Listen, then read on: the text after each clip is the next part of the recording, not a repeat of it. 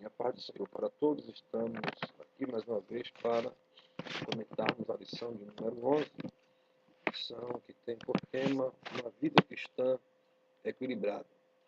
Nesta lição vamos tratar do que vem a ser uma vida cristã equilibrada. O texto áudio dessa lição encontra-se em Filipenses, capítulo 4, versículo número 8, que diz a expressão: quanto ao mais, irmãos, todos o que é verdadeiro, tudo o que é honesto, tudo o que é justo, tudo o que é puro, tudo o que é amável, tudo o que é de boa fama, se há alguma virtude e se há algum louvor, nisso pensai. Filipenses 4, versículo de número 8.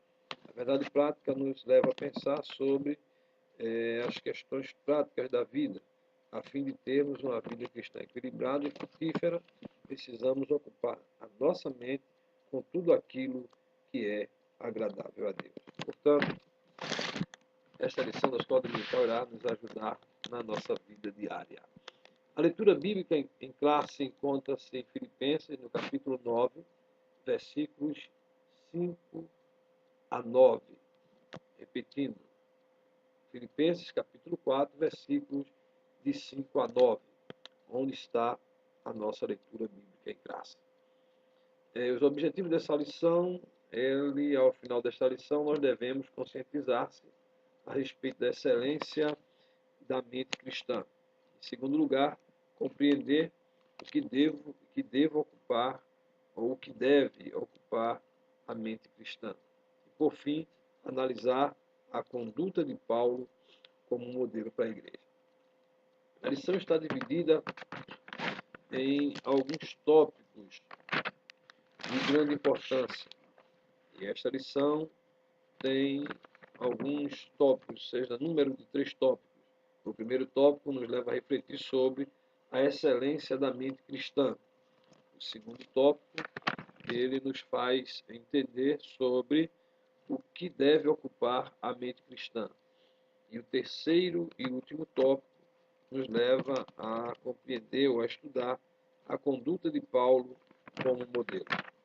Assim, essa lição vai nos orientando, nos ensinando este primeiro momento, chamamos do pré-momento da aula. O primeiro tópico fala sobre a excelência da mente cristã. Eu não poderia falar sobre a excelência da mente cristã sem definir o que é mente. E mente, na verdade, é a parte incorpórea, é a inteligência, é o sensível, é o lado sensível do ser humano, é o pensamento, é o entendimento. Então, essa primeira parte que fala sobre a excelência da mente, a primeira coisa que nós devemos apreciar aqui é o nosso pensamento.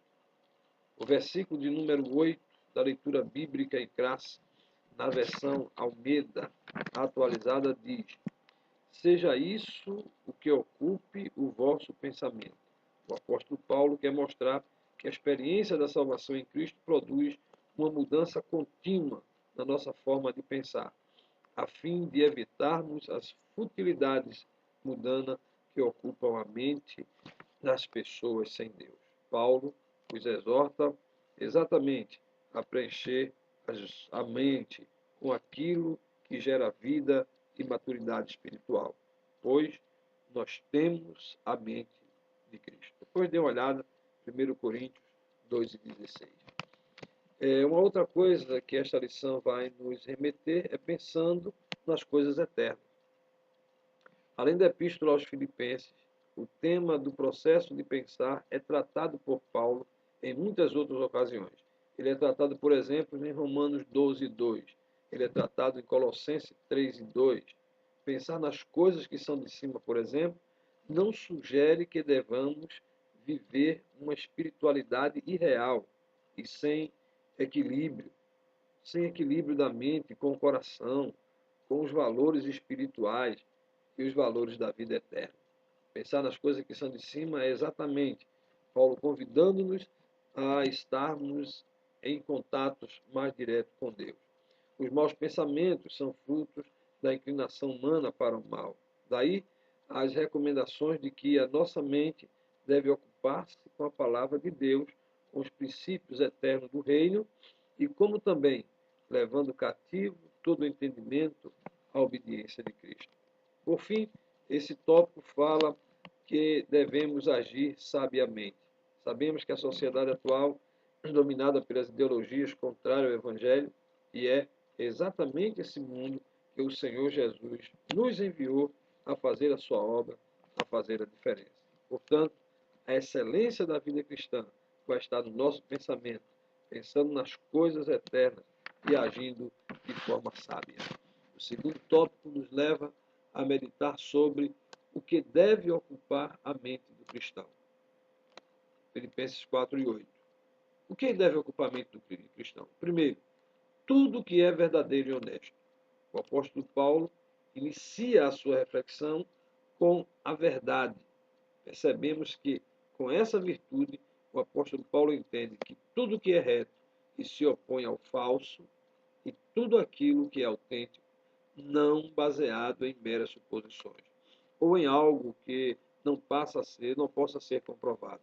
Lamentavelmente, o espírito da mentira entrou até mesmo entre os crentes e vem produzindo grandes males, difamações, rumores, contendas, desavenças, problemas negativos, que acabam sendo até comuns entre nós. E isso desagrada profundamente a Deus. Quando o apóstolo Paulo dos gentios afirma que deve pensar em tudo que é honesto, de fato, está nos exortando a desenvolver uma conduta transparente e de dignidade. Dignidade de alguém que age à luz do dia, que age à luz da palavra, que age com moderação, que age com satisfação. O apóstolo Paulo ainda nos exorta a pensar em tudo que é justo. Aqui, de acordo com o comentário bíblico pentecostal da CPAD, as coisas que são justas obedecem os padrões da justiça de Deus, para desenvolver uma relação positiva com os que nos rodeiam, com quem está perto de nós, e até quem nos observa de longe. Por fim, ele diz tudo que é puro e amável. Pureza sugere aqui a inocência singela ou sinceridade em relação a algo não contaminado ou poluído. Ou seja, uma mente pura significa uma mente casta. E a ideia de ser puro é definida por Paulo na perspectiva de que as palavras, as ações e os pensamentos dos crentes de Filipos fossem francos e sinceros, fossem transparentes. E ainda, ele chama a atenção para que tudo que é de boa fama, o sentido da boa fama é simples e objetivo, pois a expressão se refere ao cuidado de que devemos ter com as palavras, com as ações do nosso dia a dia. Então, podemos afirmar que boa fama pode ser tudo que é digno de louvor, tudo que é digno de elogio, tudo que é digno de graça. Algumas versões da Bíblia traduzem a mesma expressão por bom nome. Tal se refere ao que uma pessoa pode possuir de bom nome, de boa índole. É o mesmo que ter bom caráter. Então, o que deve ocupar a mente cristã é todas as coisas que são de cima, as coisas que são boas.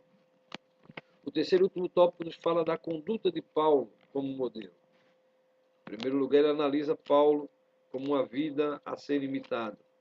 No versículo 9, o apóstolo dos gentios utiliza 5 verbos que denotam a ação de aprender, de perceber, de ouvir, de ver, de fazer.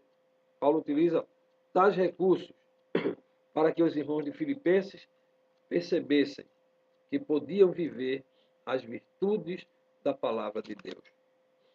Segundo ponto, Paulo nos fala o exemplo, nos mostra como exemplo de ministro. Os obreiros do Senhor devem aprender com Paulo uma verdade pastoral.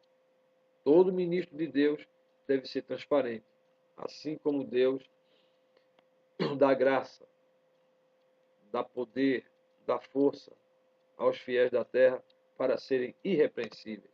Ele, igualmente, nos chamou para administrarmos o seu rebanho de forma de boa vontade, com lisura, com transparência. Essas qualidades pastorais são indispensáveis na presença ministerial dos líderes que estão nos dias de hoje. Assim, o terceiro ponto nos leva a tratar sobre que a conduta como modelo se refere ao Deus de paz. Se buscarmos tudo que é verdadeiro, tudo que é honesto, tudo que é puro, tudo que é amável, tudo que é de boa fama, teremos uma preciosa promessa. E o Deus de paz será convosco. A presença do Deus de paz descreve uma segurança inabalável para aqueles que confiam no seu nome. E Ele nos orienta, Ele nos guarda, Ele nos protege.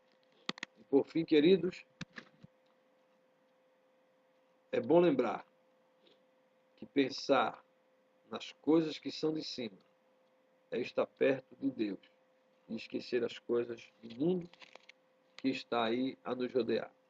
Nós lhe convidamos para que venha à escola dominical neste domingo para aprender da palavra de Deus. Essa é apenas uma introdução. Iremos, no decorrer da semana, a tratar de forma mais profunda as questões da lição deste domingo. Que Deus nos abençoe, em nome de Jesus.